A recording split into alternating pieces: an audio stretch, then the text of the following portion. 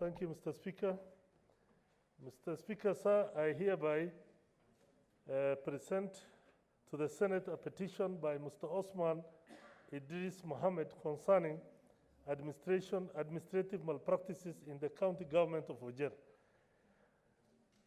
Honorable Senators, the salient issues raised in the petition are the governor. One, the governor has been acting in complete disregard of the gender equality, especially in regards to recruitment of senior officials in the county. There are only 6 female chief officers against 23 male chief officers in the county. Number 2, that the governor has violated Chapter 6 of the Constitution on the leadership and integrity by promoting unfair practices, including unlawfully making payments to the National Security and Investigative Office with the intention of compromising them, promoting conflict of interest by awarding contracts to companies that belong to his immediate family members, and also favoring the said companies in terms of payment for awards of contract.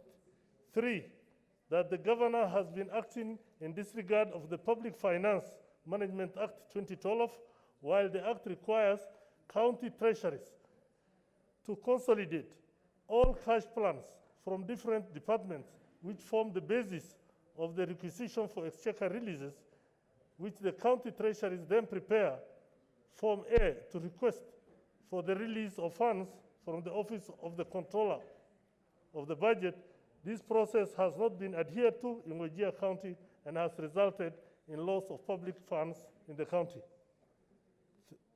4, that the governor has been acting in disregard of Section 53 of the Public Procurement and Asset Disposals Act 2015, which states that no procuring entity may structure procurement as 2 or more procurements for the purposes of avoiding the use of a procurement procedure except when prescribed.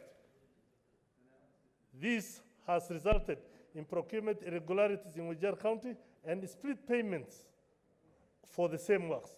5, that the governor has violated the human resource policies and procedures with the values and principles of the public service under Article 232 of the Constitution. The governor has deliberately gone against the county public service board's interview outcome in the nomination of chief officers by nominating candidates who failed to attend interviews, ignoring performance, merit, and gender equity, as well as unfair selection process. This has resulted in unfair employment practices in the county. Number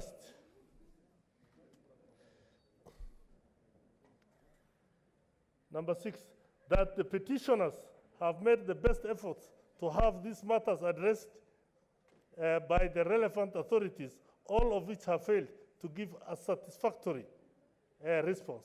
The petitioners, therefore, praise that the Senate investigates these matters with a view to ensuring that the governor is held accountable and that sanity is restored in Wajir County.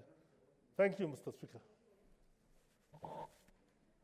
Honorable Senators, pursuant to Standing Order number 231, I shall now allow comments, observations, or clarifications in relation to the petition for not more than 30 minutes. Senator Farhia. Thank you, Mr. Speaker. From what my senator has submitted, there are a lot of serious issues and allegations. And Mr. Speaker, I request that you refer this petition to Finance Committee, because from the discussion that the senator had submitted, it sounds like there's a lot of financial malpractices. And Mr. Speaker, I request that this petition is referred to Finance Committee so that we do justice to it. I thank you, Mr. Speaker. Senator Cheriot.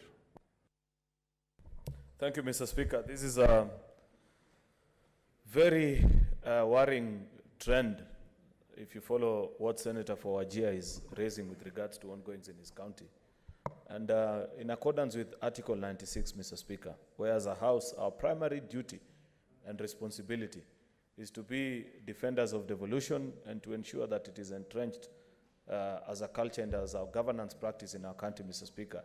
This House finds itself right in the middle of the path where we can either aid the winding up of counties through such practices, or we can put it a stop by standing firm, urging that the relevant committee which we shall task to handle this matter guides this House on how we are going to prosecute the issues that have been raised.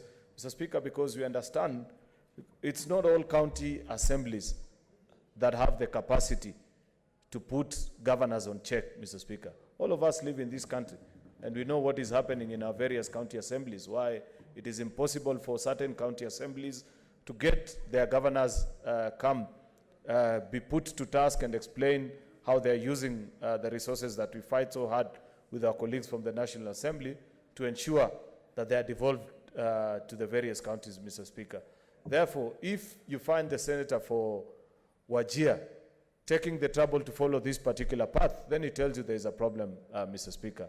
And I do hope that our colleagues, I don't know which committee you will prescribe this particular petition to be handled in, Mr. Speaker, but I hope our colleagues do justice to the residents of Wajir, that they ensure that these issues that have been raised are either proved, confirmed or dismissed with facts, Mr. Speaker, or otherwise. Otherwise, as a House, we will have failed in our primary responsibility, and we will not have a raison d'etre, Mr. Speaker, if I may put it that way, because I know that later on today we shall, Mr. Speaker, not to anticipate debate, but we shall be discussing about membership of committee to the CPIC. And if you do recall, Mr. Speaker, you know my position on that particular issue. I have always felt that the way we have handled audit report of various counties by way of a committee doesn't work for me. I would wish that we had a committee of the whole where you cluster senators into 4 or 5 groups, and as a Senate committee where you are 10 of you, each one of you presents the audit report of your specific county, so that your governor appears before you, not just the invitation that you normally get from a clerk of a committee and you are told, your governor will be appearing before CPIC tomorrow, please come and listen in. And sometimes even when you go there, because you're a stranger, you're not so accustomed to how that committee is run, you are not allowed to ask the relevant questions, Mr. Speaker. This trend that is being set by our colleagues from Wajir is one that will help us achieve more on oversight. And I would be keen to follow up and ensure that I want to urge my colleague, Senator Dr. Abdullahi, to ensure that when this matter is being prosecuted before that committee, that he takes a keen interest, so that eventually when we get a report back into this House makes a decision whether or not that actually is not the best route to prosecute audit reports and emerging issues of governance that are rising in our counties. Otherwise, Mr. Speaker, we shall only be a house of lamentation. I know each of us, we had a discussion the other day, Mr. Speaker, about how our various counties spent the COVID-19 mitigation funds. And in each county, you know very well the things that have happened. If we had to wait for audit report, perhaps they'll come to this House in 2023. By that time, how relevant, how useful will they be? Most of the governors who will have pilfered those resources will not even be in office to answer to those charges, Mr. Speaker. Therefore, I agree to this route that is being taken by our colleague and urge that instead of the mandatory 60 days, Mr. Speaker, if you can urge them to conclude perhaps even in the next 2 to 3 weeks and report back to this House, that will be a great justice to the people of Wajir. Thank you, Mr. Speaker. Senator Kwamboka. Thank you, Mr. Speaker. Let me add on this issue of the Wajir. It is very sad that we are hearing that there are frustrations from the residents of the Wajir people concerning the mismanagement of the funds. Mr. Speaker, it is very sad. Right now, we know what is happening in this country. We have Corona at hand. It is very sad. Instead of the county even realizing on how to manage the funds and use it in appropriate manner.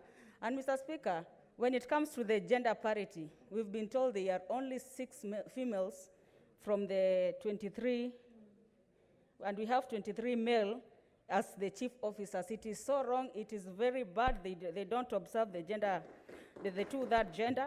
Mr. Speaker, it is so sad that they are spending that money using to the security instead of paying the contractors.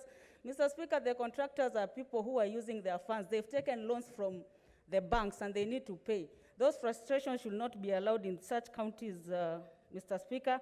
It is so sad, and when that committee, which will be given this mandate, should do justice to the residents of the Wajir County. Thank you, Mr. Speaker. Of course, we have a congested standing order. I will leave it at that.